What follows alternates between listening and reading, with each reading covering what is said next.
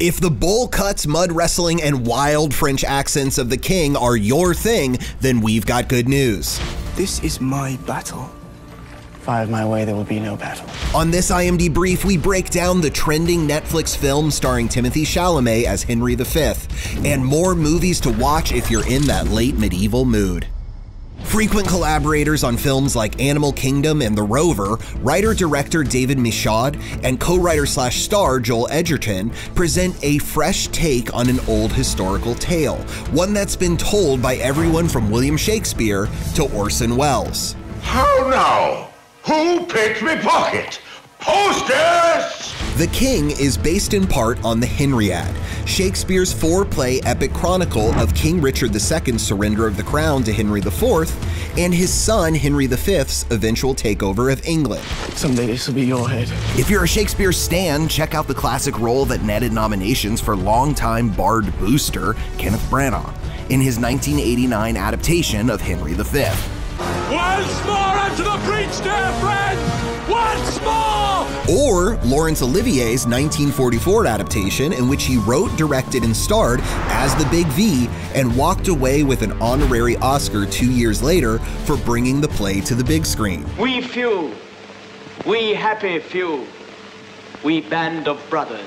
For the King, Timothée Chalamet dons the chainmail and lob, aka Long Bob, haircut of Hal, aka Henry V, the drunk ne'er-do-well who at first wants nothing to do with his father's crown.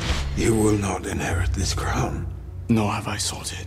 Though much more physical and grounded than past performances, especially in the climactic mud bog skirmish between England and France, Chalamet's portrayal may not bring Oscar gold, given the possibility of an overcrowded Best Actor competition for 2020, including Chalamet himself for his role in Greta Gerwig's Little Women, which opens this Christmas. My girls have a way of getting into mischief. Well, so do I.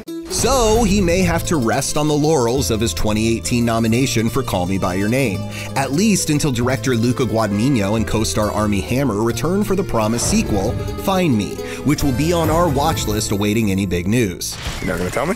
I'm not gonna tell you. And if you're into film classics, another unfortunately under-awarded adaptation of this story comes from Orson Welles. His 1965 film Chimes at Midnight focuses on Hal's pal, Falstaff, the larger-than-life knight.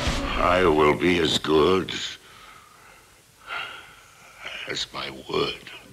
For 2019's The King, Joel Edgerton plays the role without the usual heft that comes with it. See Robbie Coltrane in Branagh's 1989 version for more. Lived well and in good compass.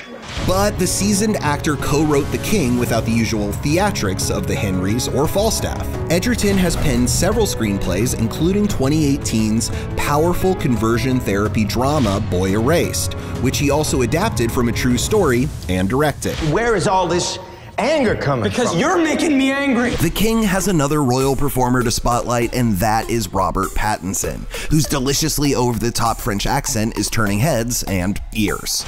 I enjoy to speak English. It is simple and ugly. Director Michaud cast the English actor to be a larger-than-life jerk. He needed to be ridiculous to just torment Hal. Pattinson has been on a roll of bold performances that we deem must-sees, including the desperate con in the Safdie brothers' Good Time and his Oscar-buzzy sea salt in Robert Eggers' The Lighthouse. Tall tales. Bump. For more bad haircuts, great movies, and trending tales, stay glued to imdb.com/imdbrief.